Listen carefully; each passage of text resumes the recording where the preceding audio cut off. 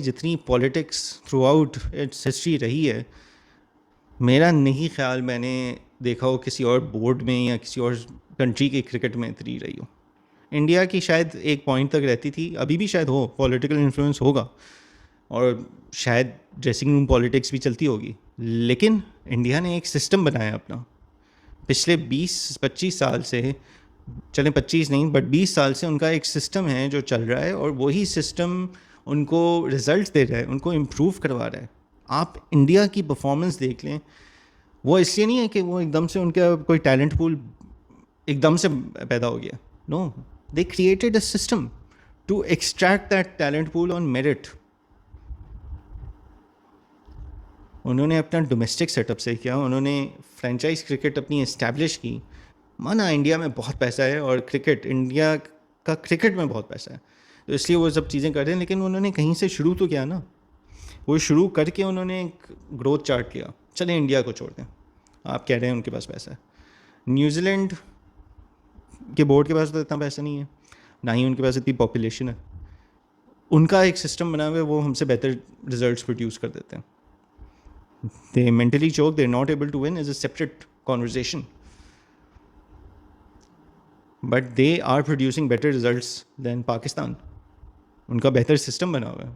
उनके प्लेयर्स जो आते हैं, लगता है कि यार वो एक proper, you know, they're like the finished product.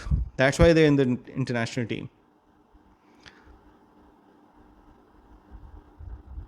हम लोग जो है अपने सिस्टम के ऊपर, हम सिस्टम को इग्नोर करते जाते हैं। हम प्लेयर्स के पीछे पड़ जाते हैं because they are easy targets. Players के बाद हम कोचेस के पीछे पड़ जाते हैं because they are also easy targets. असल प्रॉब्लम को कोई नहीं वो करता। PCB has to be overhauled. PCB overhaul होगा, सिस्टम ओवरऑल होगा। स्क्रैच से चीज़ें आपको नहीं आपको सही करनी है। आपको अपना डोमेस्टिक स्ट्रक्चर सही करना है, आपको अपना सिलेक्शन स्ट्रक्चर सही करना है, सिलेक्शन क्राइटेरिया सही करना है, एक मिशन बनाना है, एक विजन बनाना है कि भाई पाकिस्तान टीम को हमने इस पॉइंट पे पहुंचाना है, और उस पॉइंट पे पहुंचाने में ये एक टाइम लगेगा। आपने ये नहीं प्लानिंग करनी कि हमने बस वर्ल्ड कप 2027 के लिए प्लानिंग करनी है। No, that is very short term. आपको ये मल्टीपल चीज़ें करनी है। आपको शॉर्ट टर्म प्लानिंग भी करनी है, लॉन्ग टर्म प्लानिंग भी करनी है, लेकिन कोई करने को तैयार ही नहीं होता बिकॉज हर एक को बस इमीडिएट शोहरत चाहिए कि भाई वाह वाह हो जाए हमारी। जब तक आप सिस्टम सही नहीं करेंगे तब तक ये कहानी इसी तरह चलती रहेगी। इसी तरह प्लेयर्स, अब हम लोग रोते हैं कि जी ये किस तरह प्लेइंग 11 में इसने डोमेस्टिक नहीं खेला, इसकी कोई परफॉर्मेंस नहीं है पिछले 3 साल से। अब शादाब की क्या परफॉर्मेंस है पिछले 3 साल में? इंटरनेशनल क्रिकेट में कोई परफॉर्मेंस नहीं है उसकी। कंसिस्टेंटली एक भी परफॉर्मेंस नहीं है। 1-2 मैचेस में उसने बहुत स्ट्रॉन्ग परफॉर्मेंस कर ली होगी बैट और बॉल दोनों से, उसके अलावा कोई नहीं उसकी। Why is he in the team? अब पिछले साल से एक हमने जो, जब से माइक हैसन साहब आए हैं, I have nothing against him as a coach. I think he is given a lot of rank to the team over here. बाकी फॉरेन कोचेस से तो ज़्यादा ही दे दिया, लेकिन एक माइंडसेट का बोल के आए थे। क्या हुआ उस माइंडसेट का? आपकी पावर प्लेज में नंबर्स जो हैं वो अभी भी उसी तरह हैं मोरलेस जो पहले आते थे। आपके बैटिंग कोलैप्सेस बढ़ गए हैं। ठीक है, आपने 2-3 दफ़ा बहुत हाई स्कोर कर लिया है, but on flat pitches, batting pitches. Farhan एक कंसिस्टेंट ओपनर बिल्कुल मिल गया आपको। अभी वर्ल्ड कप में भी बहुत अच्छा खेला, उसने बहुत अच्छे स्ट्राइक रेट से खेला, बट जनरली आप पिछला पूरा साल उठा के देख लें तो फरहान के एवरेज नंबर्स आप देख लेंगे तो देर okay, they don't read that phenomenally well. World cup में उसके बहुत अच्छे नंबर्स हैं, 160 का स्ट्राइक रेट भी है, हमारे हिसाब से तो अच्छे ही हैं। बट कहाँ गई वो प्लानिंग कि जी हम एग्रेसिव क्रिकेट खेलेंगे, हम इस तरह की इंटेंट बेस्ड क्रिकेट खेलेंगे, ये करेंगे वो करेंगे। प्लेयर्स को आप ड्रॉप करते हैं कि जी इनको इन चीज़ों पे काम करना है, उसके बाद even though they have not played any more cricket in that format, आप उनको वापस रख लेते हैं। वाई? बाबर आजम को और रिजवान को आपने दोनों को ड्रॉप किया था कि they need to work on their strike rate, they need to work on their the way they approach the game. Drop करने के बाद से जब वापस रखा, बीच में एक भी T20 उन्होंने ना कोई डोमेस्टिक खेला होगा, उसको कोई था ही नहीं डोमेस्टिक, ना उन्होंने कोई लीग में खेला है। But Babar Azam got picked again for the South Africa series and then for the triangular. क्यों? क्योंकि बीच में एशिया का बहुत ख़राब चला गया था, तो हाथ पाँव फूल गए थे। और उस वक्त जो जनरेशनल टैलेंट मिला था उसका नामो निशान भी नहीं है। हसन नवाज़ जनरेशनल टैलेंट जिसने अपेरेंटली रिप्लेस किया था बाबर और रिजवान को, ओपनिंग में तो चल नहीं सका, फिर उसको मिडिल ऑर्डर में स्लॉट इन किया, उसमें थोड़ा ही बेहतर कंसिस्टेंसी आ गई थी, but then again he didn't perform well, he got dropped, nowhere in sight. फिर बाबर को आपने रख लिया, किस बेसिस पर रखा? बाबर ने तो कुछ भी नहीं ऐसा किया था ना, कोई खेली नहीं थी ना, वो फॉर्मेट की क्रिकेट ही नहीं खेली थी जिस पे आपने उसको ड्रॉप किया था, वापस रख लिया उसको। फिर BBL में ही डिडंट परफॉर्म वेल, उसके बावजूद आपने फिर से रख लिया उसको, और फिर रख लिया तो उसको नंबर 4 पोजीशन पे खिलाया, which I mean didn't make sense.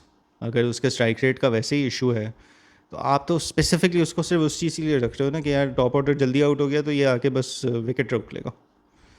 That's not really the way planning should be done for a cricket team. ये तो अप्रोच में गलती है ना। और फिर एग्रेशन माइंडसेट की, जी हम एग्रेसिव क्रिकेट खेलेंगे, हम ब्रांड की क्रिकेट खेलेंगे, कहाँ गई वो ब्रांड की क्रिकेट? 1 साल से मैं रुका हुआ था कि जी वर्ल्ड कप आने दो, वर्ल्ड कप आने दो, वर्ल्ड कप के बाद फिर देखेंगे। बाईलैटरल्स हो गए, एशिया कप हो गया, वर्ल्ड कप आ गया, मुझे कंसिस्टेंटली एक दफ़ा भी वो ब्रांड ऑफ क्रिकेट या एग्रेसिव क्रिकेट नज़र नहीं आई। यूँ आती, एक मैच में आई फिर चलेगी। सिर्फ एक सीरीज़ में एग्रेसिव क्रिकेट खेली थी हमने, बांग्लादेश को अपने घर बुला के, उनको बिल्कुल बैटिंग पिचेस पे जो है ना बिल्टर बना दिए थे, उसमें हमने अपनी तरफ से एग्रेसिव क्रिकेट खेल ली थी।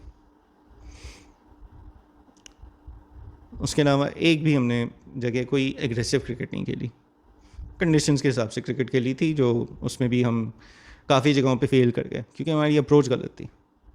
हमने बहुत सारे आधे आधे आधे तीतर आधे बटेर रख लिए थे, जिसकी वजह से टीम नहीं बन सकी आपकी।